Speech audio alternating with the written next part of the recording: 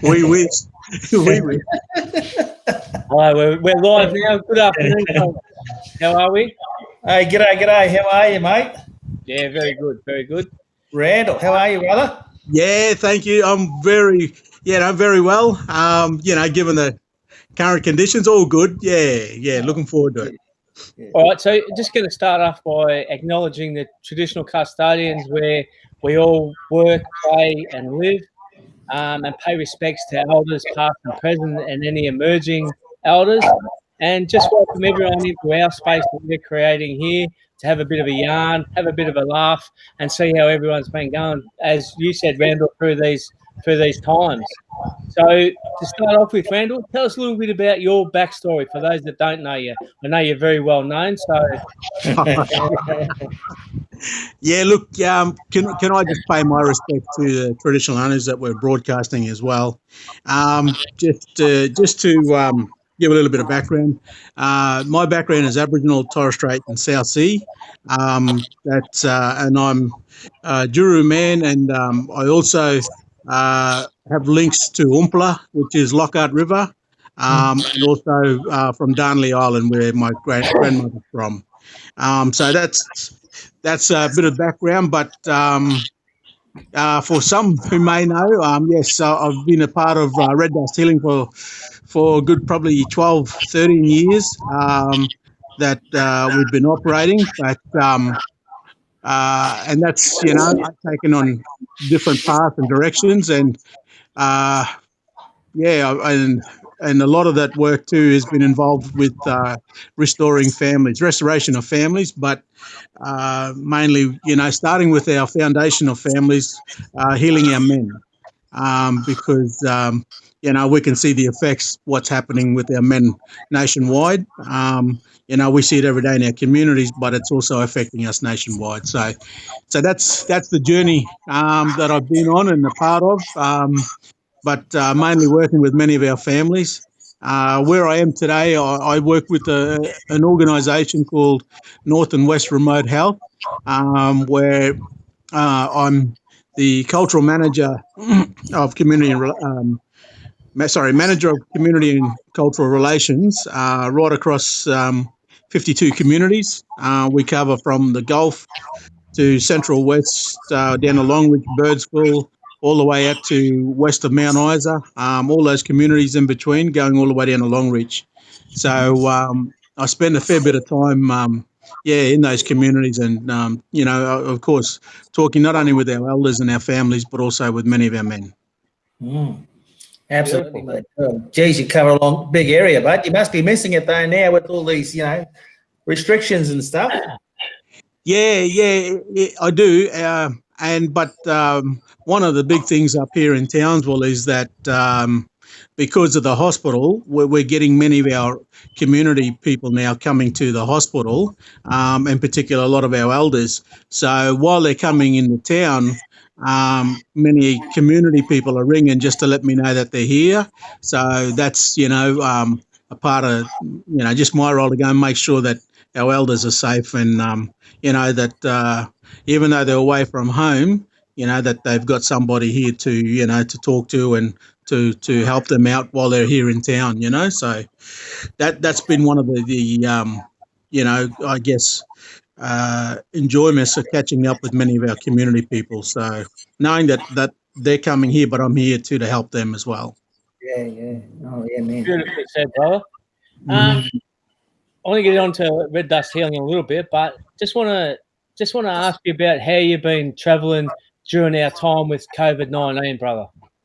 Yeah, look, we've had a lot of course, some of our remote communities, and I'll use Mornington, Doomadgee, and Normanton as some of those, experiences, because we've had a lot of, in Palm Island as well, we've had a lot of restrictions, of course, in our remote communities, because, what the last thing we want to see is COVID-19 coming in and infecting not only our communities, but, it can have such an impact where it can cost people's lives. So the restrictions have to be so strict that, you've got to go not only through Queensland government, but you also have to go through the natural disaster planning group in each remote community to make sure that people coming in, whether they're essential services, that sometimes they may have to or be required to isolate for 14 days before they can start delivering services. But if they've been coming from other services where they haven't had contact with anybody from overseas, then they're assessing them and allowing them to come in to provide those essential services. Some of those essential services, what we look after in our communities is we have 3 aged care centres, so residential aged care centres. That it's important that again those elders are well and truly protected. The other place we also run wellbeing and mental health programs. So we've got to make sure the wellbeing centres are not only equipped but the staff too as well.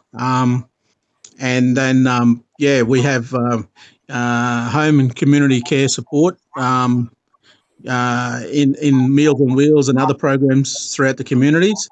And like I said, those services, it's been essential, and making sure that everybody, especially our people, understand what COVID's about, what COVID-19's about, coronavirus, and just to make sure that they stay safe and remain safe.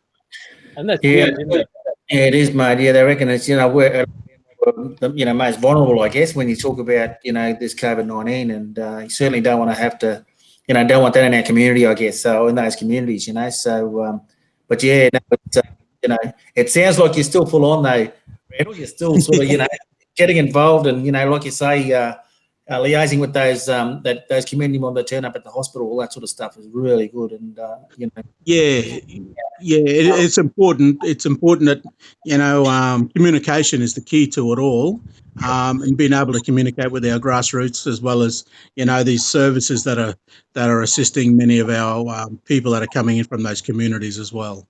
Yeah, definitely. Yeah. How you doing? How you dealing at home, brother? You're all safe at home, or you're not homeschooling, or you're not cooking, or what are you? No.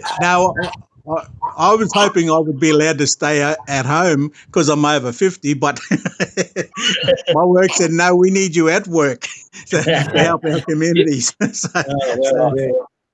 So I haven't had the luxury of working from home. I've had to turn up to work every day, and that's a part of the essential services when when your communities depend on you as well. So, you've got to make sure that you're on call 24/7, and then even the schooling.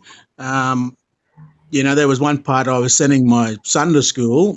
I've got my 14-year-old home, and he's been going to school, but I only stopped him in the last sort of couple of weeks. But he enjoys school, but so he'll resume like everyone else on Monday with the year 10s and the rest of the other schooling ages. But it has been challenging. Like I said, you could see the reaction of people, how they panic in the shops, and especially with the toilet paper and the sanitizer and so it was ridiculous up here.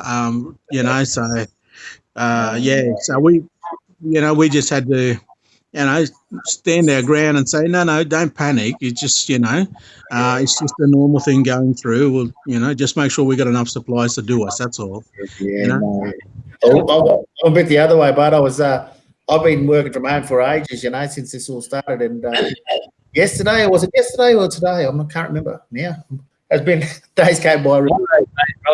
Wednesday I went in. That's right. Yeah, because I had to go in the office, so I was really excited about that and caught up with the whole lot of mob there and whatever, and that was really good, because any chance we get, we, because we.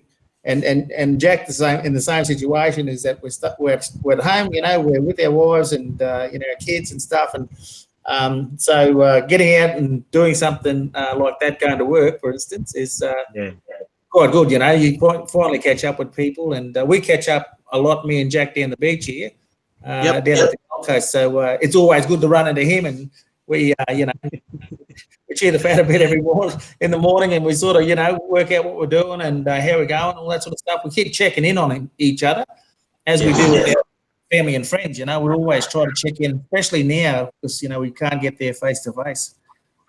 Yeah. And the other, I guess, the other, frustration is, we all want to be out in country too, doing activities, and while the changing weather and seasons are happening, the different food sources are coming about. So, you want to get amongst it, especially barramundi, and you got all the whitefish coming in from the winter now. So, you want to get out and queenie and salmon, everything's about. Like some namas, bud. We're right. Sounds good. Sounds good. And I think, as CJ and I've been talking about over the last few weeks, like we miss our community work. It's like we've had to sort of reinvent ourselves with what we do and do a little bit online and even this like bit of a chat that we're having a couple of times a week has come from Charlie and I having a yarn about not being able to talk to mob and that sort of stuff. So when we come up with this, it was such a good idea, and like people are getting on board, and love coming on and having the yarn. So we're loving it too, brother. So but we can't wait to get back in community as well. So I must commend you. You both of you have done a brilliant job. And when I saw it on the, on the Facebook, I said, "Oh, this is brilliant." So so I commend the both of you with this initiative, and I think it's really good that we can talk, even though we're still in restrictions here and there, but just to allow our men and women to share, as a part of this process. Absolutely, yeah. I see that they extended you could go about 150 kilometres now for a drive, so that's good. So we can't come to Townsville yet, brother. But it won't be long now. Jack, you had your 150 and my 150, we still wouldn't get there. No, that's right. That's right. Together, brother. Well, I have to confess, even though, and I didn't set the greatest example, even though there were 50K restrictions, I would tuck all the family in the car and duck off in the night, and we go camping, and as long as we're beside the river, we can catch a feed and then come home on the weekend. That's deadly, We get a couple of people we're going to say hello to. I see Jan's there, mate. She's we've got one of our favourite people that come on every week, Jan Hogan, and she's from over in Wales. So it's fantastic that we're able to connect with Jan and have a yarn, and she listens to us every week, and she's on Charlie's back about making some banana bread, but he hasn't got to it yet. Got a surprise for you, Jan, on Monday. Don't worry. You'll see the banana bread. It'll be fresh out of the oven. And we've also got Nita and Stan watching. Hello, guys. How are you? Hey, brother boy Lyndon Riley's there up in Cairns watching. So, g'day, Lyndon. Oh, Lyndon's there. Yep. Stephanie Thompson watching. G'day, Stephanie. How are you? And we've got Auntie Fran White watching as well. And she just said technology is a wonderful thing sometimes. And I agree. There's a mate of mine. There's Davey Brown. How are you, mate, from Cairns? How you going, brother? So, she's there's a few on tonight, Jack. So it's great. Good. Yeah. What did you do this week, Jack? What did you do, mate? What? This week I've done a little bit of my study, my master's. So done a fair bit of that. Trying to get that out of the way. I've got an extension to October, so I'm glad for that because. Or else I would have been in a bit of trouble, I think. So, and we did have my supervisor on the other night, Kerry Arabina. So, I've got to say that I'm doing well now. So, or else she'll be on my back as well. I know that was a bit of an oversight, mate, having Kerry on there.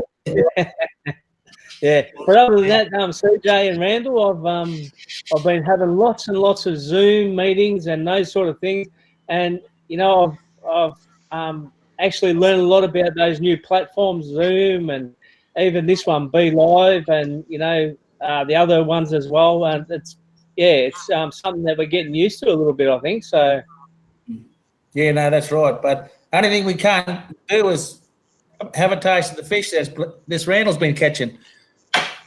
Hey, Yeah, good fan of fish. we're gonna have to Yeah. work something out there, brother. Boy.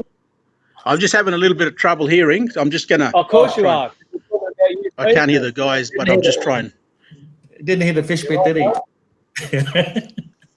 Oh, just while we're at that, g'day to Richard Weston, CEO of Snake down in Melbourne there, long-time CEO of the Healing Foundation, who did some wonderful work. Richard did some wonderful work with Mivimbar and, like always supported us. So thanks, Richard. And Richard's coming on next week to have a yarn with us. So Oh, good on hello, you.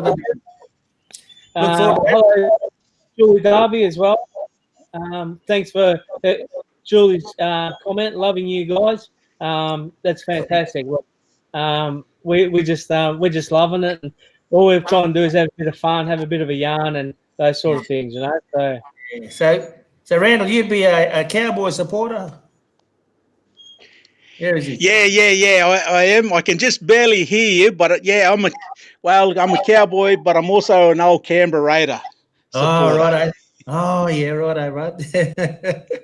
Yeah, did you work down there for a bit or down in Canberra, or you've always been in North Queensland? Sorry, guys, I just couldn't hear that. Oh, sorry, bud. You having a bit of problem with your internet, Randall? Yeah, I think it might be. I might be in the room that I'm in, so I might just try and see if I can move around until I can pick that sound up again. I can just barely hear you. All right, So, you do that. I'm going to put Jack on the line here because he's a AFL supporter. So what's your team, Jack? Come on. Charlie, now you're really digging the boots in, brother. Come on. My team is the Mighty Blues, who haven't had a lot of success in the last 25 years. So I commiserate with you too, mate, because I'm a Carlton supporter too. I haven't finished yet, Charlie, because we're still the most successful side in the AFL with 16 premierships. So equal with Essendon. So is that right? We'll take that for now. Yeah, we'll take that for now. Oh, there you go. That's good, and mate. Richard Weston just chiming in with West Coast Eagles, of course, Richard. He's a West Coast Eagles player. Yeah. Good on him, yeah. I don't know. G'day to Chris Lee too. Join in, watching there. Yeah. Come on and have a yarn with us, Chris. Oh, and Chris is a North Melbourne supporter, so you've got him started now. Richmond forever. Richmond supporter. So she jumped on the bandwagon there. Nah, the Mighty Blues. I'm with you, brother. I'm with you. Yeah. What are you been up to? Hey, how's that, gentlemen? Is that better? Oh, yeah. Brilliant. Yeah, I put the headphones in. Oh, that's good, bud. Yeah. I was going to ask you. Sorry. I was going to ask you about that Canberra connection. Is there? Did you work down there, or you just followed them? Oh, our Queensland connection. All playing with Canberra Raiders, so that's why I've been a big supporter of Canberra Raiders, and but the other one too. And I heard someone mention AFL. That's right. Yeah. Who you AFL? Hey, Randall, just tell us a little bit. This is a fascinating story that Randall's got about the connection with the Garbutt Magpies, Randall. Tell us a little bit about that, brother. Yeah, look, Garbutt Magpies is an AFL club up here in Townsville, which a few of my uncles, great uncles and grandfather and them were all a part of the founding members. And they started in 1955.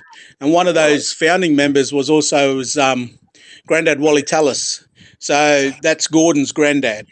And that's where, in Garbutt, predominantly in Townsville, if you know Townsville, that's where most of our Aboriginal and Torres Strait Islander people grew up in Garbutt, or that's where they placed us all.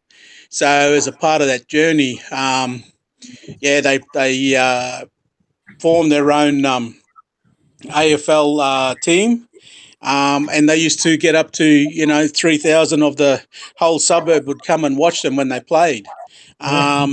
So way back in those days, they end up winning about 6 or 7 premierships. And the beauty of it was that they didn't rely on public servants or army. As you know, Townsville was a galleon station, community with all the army here. But it was just all local talent as a part of Garbett, and that's where the name. We've had players from all over, from Western Australia, from Northern Territory, from South Australia, the Carter brothers. They've all come and played here in Townsville with Garbett Magpies. And when you travel all over and people hear that name Garbett Magpies, they know exactly, they know all about the history of that club because either someone has played with it or their family member has played with it. And it wasn't only just Aboriginal or Torres Strait or South Sea, it was also a lot of white people came and played, grew up in Garbett. And that's how, in Garbett, we didn't treat each other as black or white. We just treated each other as family. And we didn't know what reconciliation meant. In Garbett, we just knew family. So we looked after one another. And that's how No, brother. I just wanted to. There was a big reunion there a few years ago, and you took a whole heap of fellas down to Melbourne, and that's right. And in 2008, it's been a while, but 2008 was our 25 years of reunion. And as a part of that reunion, we went back and did a research paper with James Cook Uni, and of course, Father Brian McCoy, Dr. Brian McCoy, and also Professor Jacinta Elston, where we looked at tracking, those players, 20 of those players, to see where they were 25 years on. And we'd found most of those players, every one of them was still alive 25 years later, which is, surprising given our life expectancy amongst our Aboriginal and Torres Strait Islander people. But those men, some of the interesting stories that had come out of it, there was only probably 1 or 2 that was still, just smoking cigarettes. There was only probably about 3 that were drinking alcohol out of the 20. But out of the 11 of those 20, we'd actually bought our own homes, so every one of us were in jobs working, and so we had to go back to find out, well, did that tour at that time in 83, did it make a difference in their lives? And that's where every one of them said, yes, it did. It made an impact. It taught us how to achieve things. Because a part of that trip, we couldn't get sponsorship for it. So we had to raise $10,000 of our own money in 6 months to go to the 83 grand final. And that was a huge thing because none of us had been, we've been down to Brisbane, but not out of Queensland. So going to Victoria, the first time to watch an AFL grand final, was, it was a highlight for everybody. So we had about 40 boys in the club, but what we had to do was set our own point system up. So you literally had to work, every day, selling tickets or mowing lawns, on weekends just to raise the funds. You got points for turning up for training and that. So only and like I said, only the top 20 could go out of this, on this, lifetime opportunity. And out of the 40, the 20 stood tall. They did well. They worked, and there were a lot of other people, young fellas, that worked well with it, but unfortunately, fell short of some of the points. And that's how we got to go to Melbourne. At the time, it was an under-17 team, and there was about 4 of us that were 15. So, we went down as a part of the tour, and we played 3 teams down in Victoria. Down in Melbourne, we played Mazenod College, Xavier College, which beat us by a goal, Xavier, and Mazenod by 3 goals. And then we ended up playing the Koori Fitzroy All-Stars. Now, that's one of the most famous Aboriginal sides in Melbourne, is the Koori Fitzroy All-Stars. Well, they didn't have an under-17s team, so we had to play the A-grade side. So anyway, well, they flogged us, but... but they soon knew that we were a different breed of AFL players because we all knew how to tackle. So with our rugby league backgrounds, they weren't game enough to run at us. But that look. Even that, just with the background of tackling, even as a part of the trip while we were down there, I think it was about 3 or 4 days in, and then the Collingwood Football Club heard we were down there. So then the Collingwood Football Club approached us and said, "Oh, can you come and stay with us at the clubhouse?" So they ended up putting us up for a week and a half to stay at the Collingwood clubhouse, and that was an awesome experience because we got to not only train with the reserve and A grade sides, but their defensive coach, he even asked us to come along to training to teach their players how to tackle. so They need a bit of help, Collingwood. So yeah. So anyway, but and that's why, like I said, it was a trip of a lifetime. But that was one of the key underlying statements, is that it showed everybody that if you put your mind to it, you can achieve anything, and that's why. Out of the 20, so many of them went on to be so successful. We had one of them who became ABC, one of the most ABC long-time Indigenous journalists with ABC Radio in Brisbane, Francis Tapham. Then we had another player. He became the vice chairperson of BHP Billiton in Singapore in sales. We had a couple of our brothers become draftsmen. So many of the guys did really well as a part of it, but everyone reflects back on this particular this project or this lifetime opportunity because, like I said, we were all at that early stages, and what made it successful is that because our dads and our uncles helped us on that journey, and that was something that we talked about. If it hadn't been for those uncles or those dads, we may have not have achieved what we achieved, but because of their support, they wanted to see it happen. So, and they were there right beside us to help us all. brother, So, every every time I hear this story, it gives me goosebumps, brother. It really does, and I love hearing it.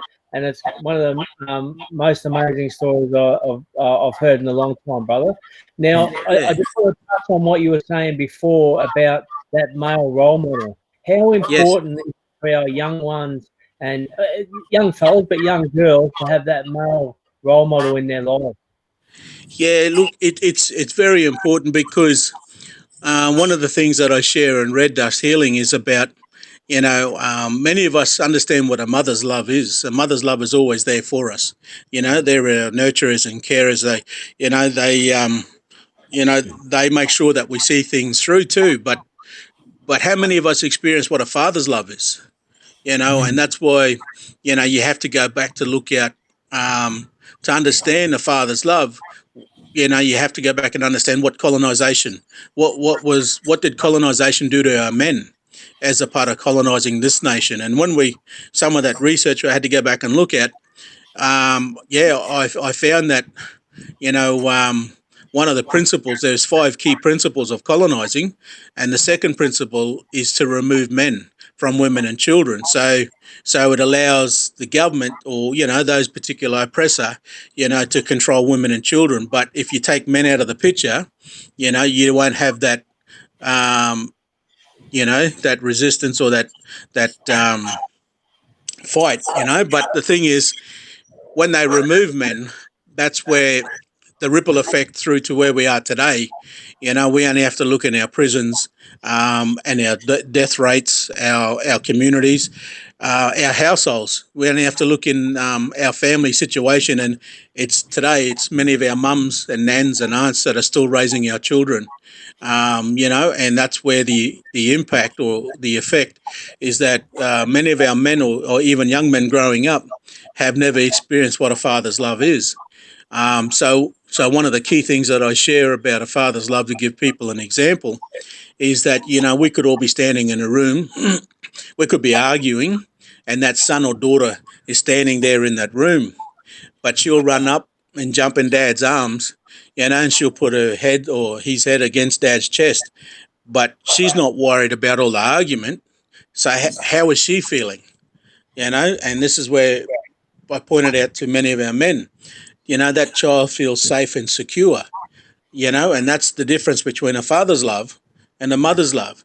Even though we're lawmakers, we have to teach our children right from wrong, but it's important that they witness and experience our love as a part of feeling safe and secure. Because today, when we look around our children today, many are feeling insecure, and it's hard to again, um, when you're dealing with those children, they talk about many their family lives, in particular, not having that father, and that's why it's not only children, but it's also men today. Many of them have never had that experience of knowing what that father's love was about, or that father itself, and that's why. Yeah, yeah. When you see the history of colonization, you see predominantly many of the men again rounded up and taken away, or shot, or massacred on country, even though there are parts of countries where they massacred men, women, and children, but it was always as a part of colonization was to remove men, and uh, that pattern. How I stumbled upon it, I looked at other nations where black people existed, and that's where I saw that same pattern was always to remove men. And when they came here to Australia, they knew exactly what to do as a part of that colonising, because that was a practice that was practiced all over the world. So, that's Just one why. more question from me, brother, about that. Now, with what you were just talking about, then, how big of a part does that play in our identity and our sense of belonging? Yeah, look, it's a huge part.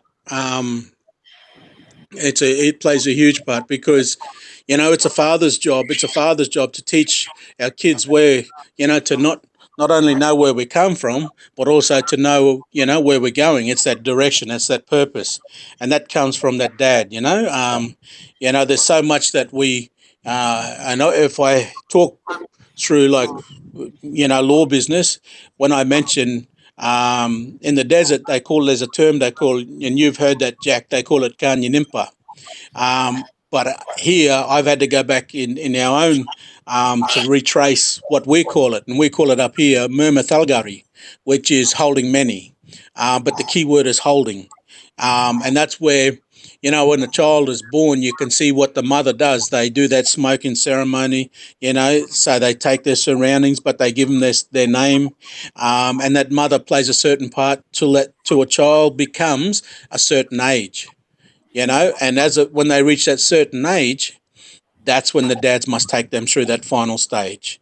But unfortunately, as a part, like I said, with history, many of our dads are missing. So our kids aren't, been showing that crucial part in their lives, how to be safe and how to be secure.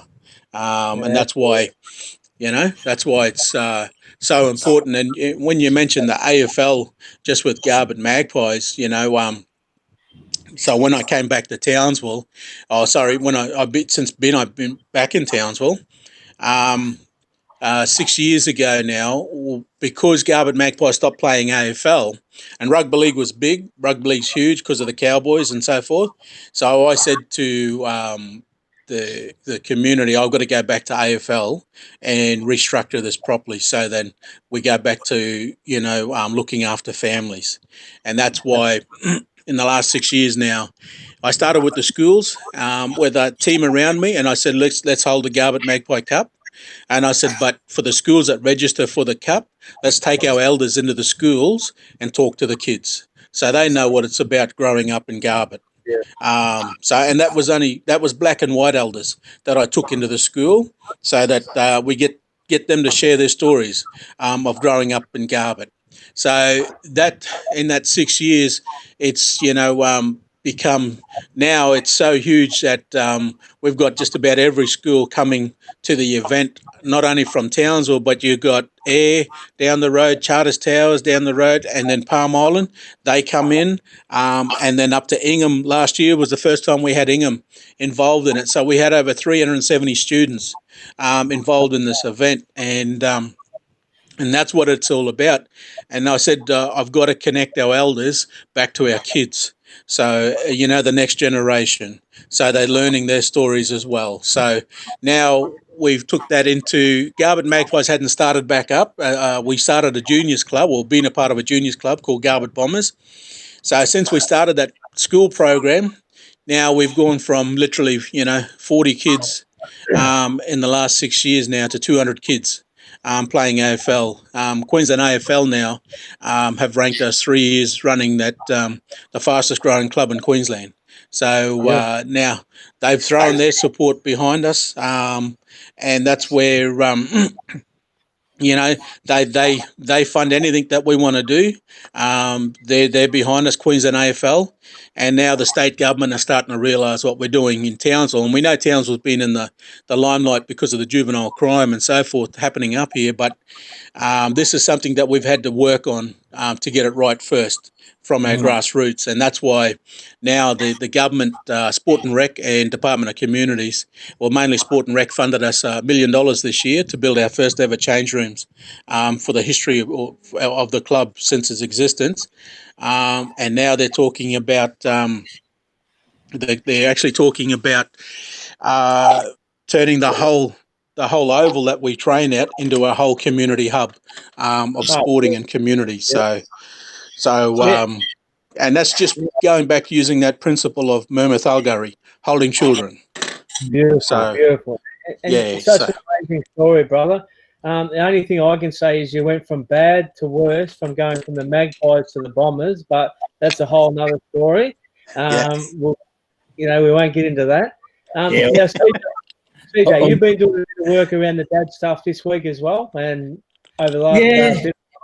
Yeah, mate. Yeah, look, very much so. A bit like Randal, I guess, in terms of dad's roles, and we really need to, I think, as men, I suppose, is to, provide those role models for the young blokes to be able to learn from us. Like, it's important, but at the same time, with COVID happening, and we need to be kind of on board as well in terms of being part of the family and supporting family, all that sort of stuff. So, yeah, I got on to the Deadly Choices vodcast, and they had Jonathan Thurston and JT from up there in Townsville, and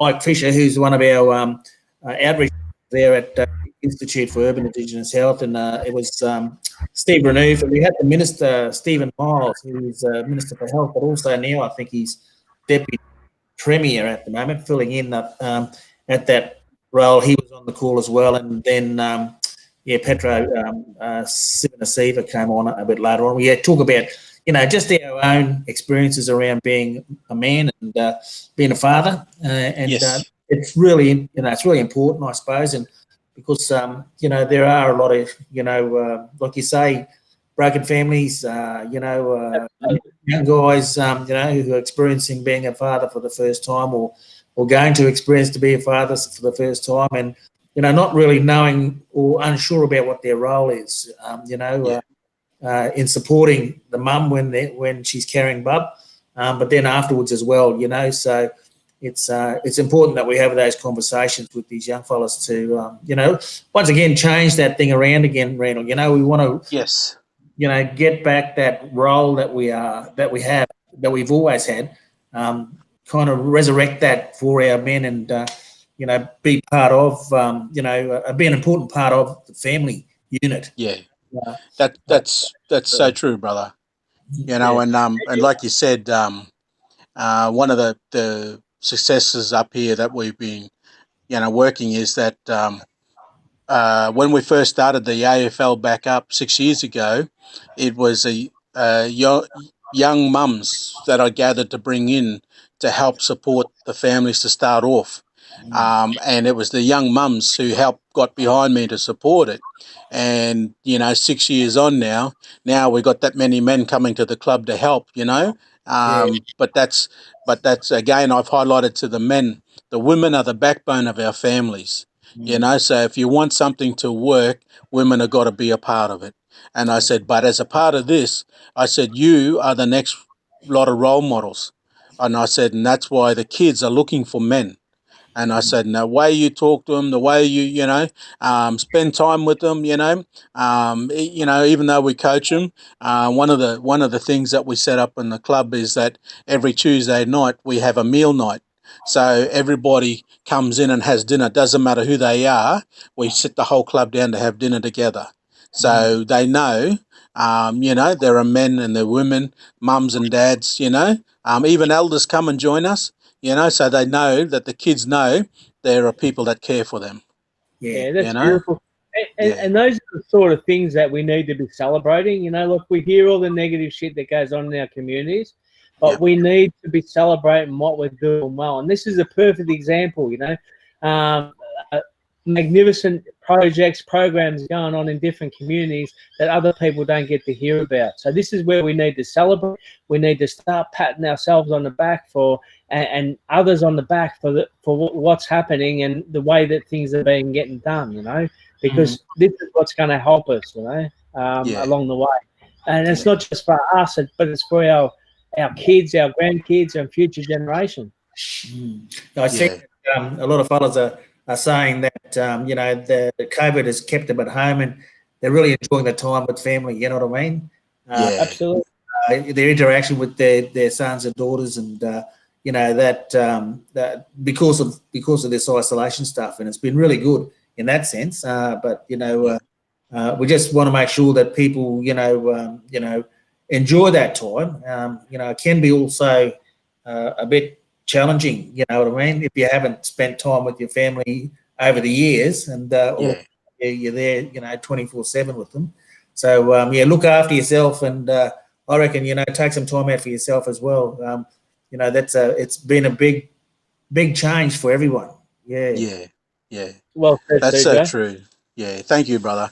Yeah, that's so true. And like I said, I really applaud you two for setting this particular program up, because it does allow us to share and get across our share our message to others, to help others as well. And like I said, thank you very much. No, it's been a pleasure, Randall.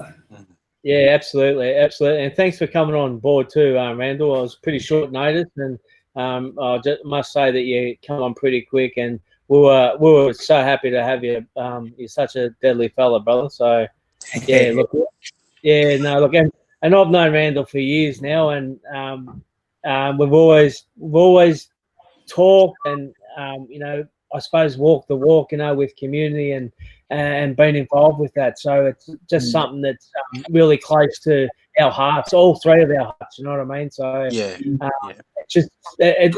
I feel really proud to be on the screen with you two fellas. So it makes my heart sing. Because there's only one person status-wise in Townsville than Randall, and that's JT. So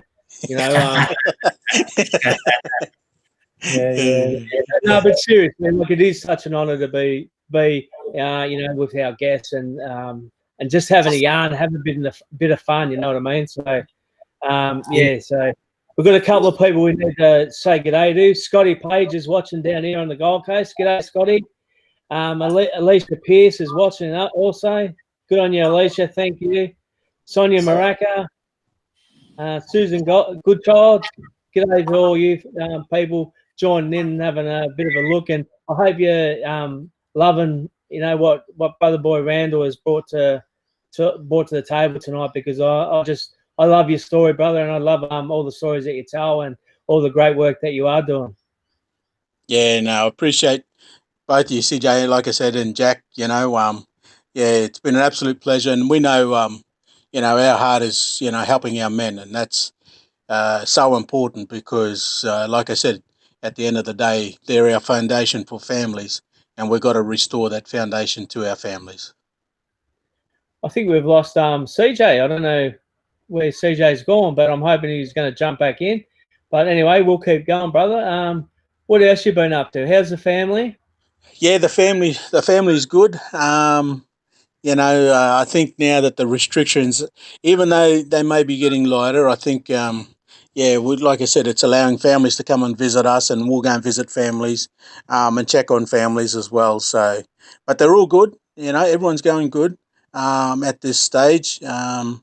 and I think I think everybody will be happy when it's when it's all over. But we just got to ride that trial and the tribulation of it. Just ride it out, so that we learn from it as well. Absolutely, brother. Now Chris Lee wants to know where CJ's gone. I don't know, brother. I'm hoping he's coming back in, but I don't know where CJ is. He might have taken early mark tonight or something. I don't know. But we'll keep battling on with me and Randall having a bit of a yarn. How's all the mods up in Doomadgee and Mornington Island? How are they all going, brother? Yeah, look, it's been tough for them as well because they haven't been able to go off and do some of those hunting. So Hey, we're back. We've got brother more back. I don't know what happened then, Jack. I must have said something. Hey, mate, you're because everyone's been asking you for where's CJ gone? Where's CJ gone? So Yeah, I know. Yeah. we just I don't know what happened. How the mobs in Doomadgee and Mornington are going. So keep going, brother. Yeah, look, one of the biggest issues, I guess, affecting and impacting our communities is sorry business. And because of the restrictions, loved ones can't send loved ones off, and there's only so many that are able to attend funerals. And this is where I've been a bit, I guess I raised this issue with Queensland, in particular Queensland Health, our Indigenous unit, to say, where they should be taking more of a stand to support our communities because if there's no sign of COVID in that community, they should allow the community that's in the community to attend that funeral. Not for those that are coming into the community, but only for those that are at home. Because one of the biggest problems I fear is mental health, and then of course loved ones not being able to send off loved ones.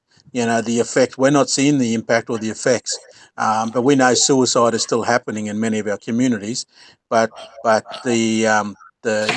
see domestic violence has risen dramatically due to COVID-19. But what I'm saying is that I think Queensland Health our Indigenous side of it could have stepped in to support our communities to allow them to send those loved ones off. But I couldn't agree anymore, brother. I think I think you're spot on with what you're saying, and it is sad, and it does do a lot to our mental health not to be able to give people a send off and celebrate their lives. It's not the same online or anything like that. So look, it is such a big issue, brother, for sure. Yeah. Surely they could have done a case by case sort of scenario, I suppose. Community mob, especially that they're living up in in the Cape and remote areas. It's it's not the same as being in amongst the city here or in Townsville or whatever. Surely there's Well, if there's that's what I mean. If there's no sign, there hasn't been any sign for a good 3 months. Surely that's telling you, the community's been good in their restrictions, but you've got to allow the families that are there in the communities to send their loved ones off. Yeah, absolutely. I couldn't agree anymore. Now, CJ, Jan just said that you might have dropped out there for a while because you're off cooking that banana bread. Any truth in that? No, I was just checking it. Actually, it should be cooked soon, Jan. No, it's on its way, Jan. No, Sunday's the big cook up. I'm cooking it up Sunday morning. So got to be here, Jack.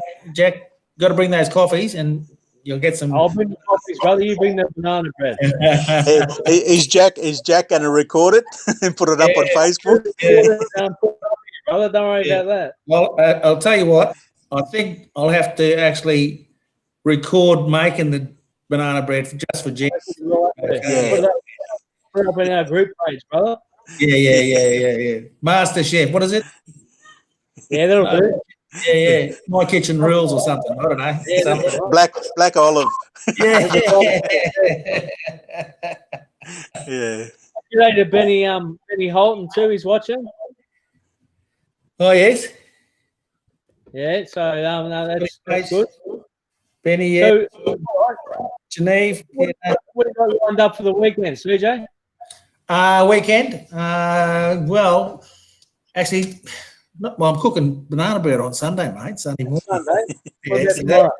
tomorrow, well, I was hoping the young bloke would come down, but he's probably working, and I know he's got a day off on Monday, but I know his partner is working as well. She's back. She works in the hospitality industry, so with that new restriction being, relieved a bit in terms of cafes and hotels and restaurants and stuff, you can have 10 people in there. So she's back at work, and so I was hoping they'd come down, but tomorrow I've got another friend coming down. We're going to be walking the beach, and I don't know whether you'll be down for a coffee, mate. So yeah, we'll. I'll catch up with you, brother. I love catching up with you for a coffee. So probably yes.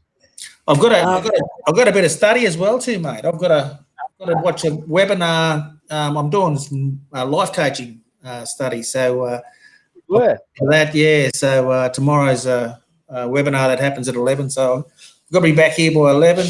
I was hoping to sneak down to the bloody prawn trawler down here that comes in every morning at 7 o'clock. Yeah, full of prawns and bugs. Brother. Hey? That'll go well with our banana bread. Oh, yeah, I don't know about that, mate. Yeah. Now, give that pizza place a bit of a promotion. Which one? Your son's pizza place. Give that a bit of a. Yeah, definitely. Yeah, no. He's over North Stradbroke Island there, Randal, and we've had the place over there for the last, I suppose, I don't know, must be going on 9 years. So so the restrictions are going to be good for that. I think they're opening up some tourism over to Stratty this weekend, so they're opening up the island again to get visitors. So so if you're on Stratty, go to CJ's. Island Pizza or Cafe and Pizza, and grab a pizza. Say hello to Solomon, my son, and have a great weekend. I think the weather's going to be okay, but if it isn't okay, just go and grab a pizza anyway. Yeah, that's right. Make you happy. Don't need good weather for pizza, bro. Now, what are you up to for the weekend, mate? We've got the car packed up with eskies. We're going fishing down the Burdekin River tomorrow. So we're going to be doing it all day and all night. So I've rounded up a few young fellas, told them, Uncle's coming to pick them all up. So we go down the river. Teach them too how to cook up a bit of bush tucker. One of the nephews caught a bull shark a couple of weeks ago. So he didn't know what to do with it. I said, no, we bleed him. We cut all the fins off, cut his tail off. And I said, now we're going to take him home and cook him up. So everyone come around for dinner, mate, they couldn't believe how beautiful it tasted. So we soaked it in the milk, a bit of garlic, and then did the flour job all over it and then fried it up. And, they just absolutely drilled it. Absolutely drilled it. Yeah, no, good. That'll be great. That river, I missed the fishing, I suppose. So I've been threatening to grab myself some new fishing tackle and head down the beach here. They don't catch too much down this way. Not as much as you would catch up at the Burdekin there, or in the Ross, or a bit further up, I suppose. But yeah. Well, the good thing is that because the trawlers haven't been out, all the big fish are coming in now. Are coming into the creeks. So we're getting, like I said, big queenies, big salmon, so big grunters. They're all coming in. So they're literally everywhere. So that's the good thing about it. Yeah. Now we'll have to check in on Monday. Everyone, see how you're going. If you jump on, you can throw a comment and tell us how you went, mate. What you caught. Yeah. So certainly, and anyone else out there that's listening in, I suppose, if you're going to be doing something on the weekend, let us know on Monday. We'll be back on Monday about 4:30 Monday afternoon. Look forward to that. But hope you catch plenty, brother. And those, I remember when I was growing up, I was living in Innisfail, and my uncle used to take us fishing every weekend. Yeah, that's it. Head down to Liverpool Creek, or down to Kelly, or out at Fly. Flying fish and fish there. Like, it was just everything. That's before I started playing footy.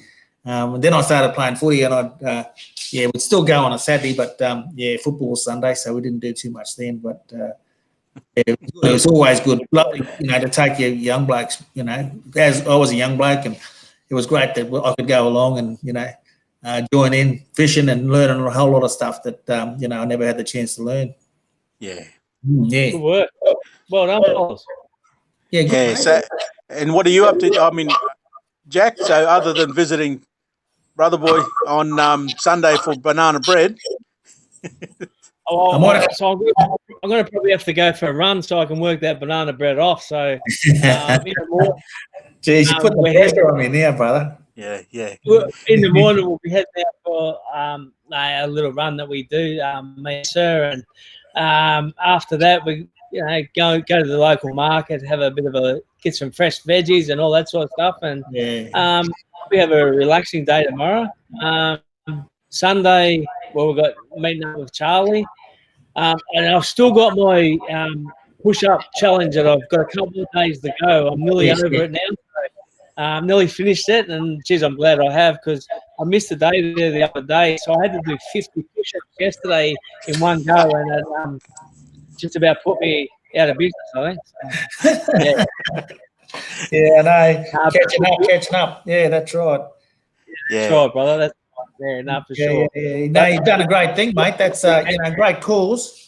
Mental health. Yeah, it's something that's really close to, I think, all three of our hearts. So, and it's around the mental health and, anxiety, depression, and stress and all those sort of things. So, just something that's needs to be gotten out there so that we can actually have those discussions and talk about, what we are going through. And again, I'll pay tribute to a fellow that we had on a couple of weeks ago now, Adam Wooding, who actually come on and talked a little bit about how he's been struggling. And we got some really good responses from people that, wanted to say congratulations to Adam for coming out and saying, that he has been struggling, because on the outside, it looks like that he's doing it easy, you know what I mean? So, good, again, good on you. And it helps others talk about what they're actually going through, and that's what we're just trying to do with this push-up challenge as well. So yeah,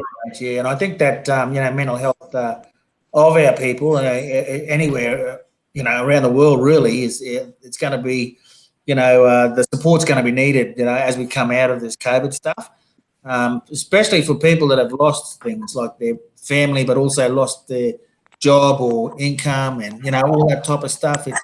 It's going to be a different world out there, and I think that we probably need to be able to support everyone just to adjust and to get back on track, I suppose. So absolutely, brother, absolutely. Now I think we've done Chris Lee hungry now. He just said he's getting hungry, so wondering all that about all the different foods that we're going to be having. So we've also got Eddie Moore watching now. G'day, Eddie. How are you, brother? Eddie and Brian Carter as well. How you going, Brian? Hope you're well, mate. G'day, Brian.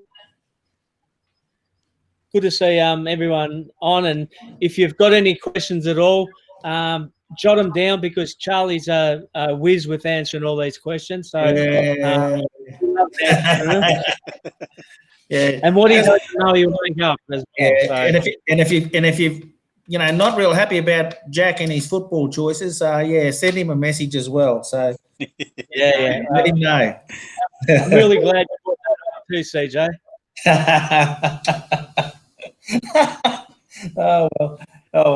Good call, fellas. No, good call, fellas. Yeah, thanks, Randal. That was such an insightful, session we've had, and a really conversation, just a yarn, really, and that's all we try to do here on a Friday and a Monday night, just to catch up and know that let other people know what we're doing, and in the absence of getting together face to face, it's another way that we're having those conversations or connecting with others. Thank you. It's been great, and for all those that are tuning in too and listening to as well, thank you for joining in the sessions, and definitely and seeing your guest speakers week to week too as well. So well, like I said, well done, guys. It takes a lot of pressure off us, mate. It's great. We just like to hear other people, and I think if we did a map, I suppose we'll start to see where we're getting our conversations from and who's been involved and stuff. So it'd be really good. Yeah. And Yeah, well done, fellas. So we'll probably end it here now. People probably had enough of it. Probably talk all night. Probably there's another episode in this, Randall, and a little bit more talk about some red dust healing. So maybe we can get you back on stage and have a yarn about that, brother. Yeah, definitely, because I know a lot of the communities have been talking about, engaging the service, but the challenge, while we've got the COVID restrictions. So, it helps with technology now, so like I said, it is a bit of a challenge, but we've said to many of our communities, as soon as the restrictions are lifted, then I'll be certainly back out and about. So, but it's good too, and I thank Northwest Remote Health because they support me in that role. They know how important it is as well. So, like I said, they allow me to go out to communities to operate red dust healing. Yeah, absolutely fantastic. That's great, mate. Yeah. Just before we break off there too, Randall, we just got a whole heap of people thanking you for some of your great wisdom and sharing and having a bit of a laugh with us and a bit of a yarn. And we're happy to do that anytime. A bit of a laugh and a bit of a yarn. So, and we mostly do that too, Randall. I know when we get together. And as soon as I can get back up there to Townsville, brother, I'm coming up because it's getting a bit cold down there. So, Yeah, the fish will be waiting for you too, mate. Oh, yeah. And anyway, you two fellas have a great weekend. Everyone else listening, have a great weekend too. Can I just ask, Randall, share this amongst your network, mate. Send it out to the men that you and the women that are out there. And, I asked all the, as well, the people that listened in, if you can share it with others as well. And, if you think they'll enjoy what we do on a Friday and a Monday, share it with them. And we're happy to get up here and do this over and over again. So, yep. Yeah, definitely. Will do. And like I said, I'm really appreciative and thank you guys for that. But I'll definitely be sharing it everywhere because I know our brothers in Cairns and other places will definitely want to be a part of it. Absolutely. Yeah, and CJ, we've got another guest coming on Monday. So on Monday, all the way from Dubbo, middle of New South Wales. Jay Forrester. He's a Wiradjuri man, and he's going to be we'll get a glimpse of what he's doing and a bit about his life and all that stuff as well. So tune in on Monday afternoon, 4:30. Yeah. Look forward to it, brother. Have a great weekend, fellas, and see you next time, eh? Yeah, thank you, brothers. Thank you. Take care. Take care, listeners. Bye. Bye.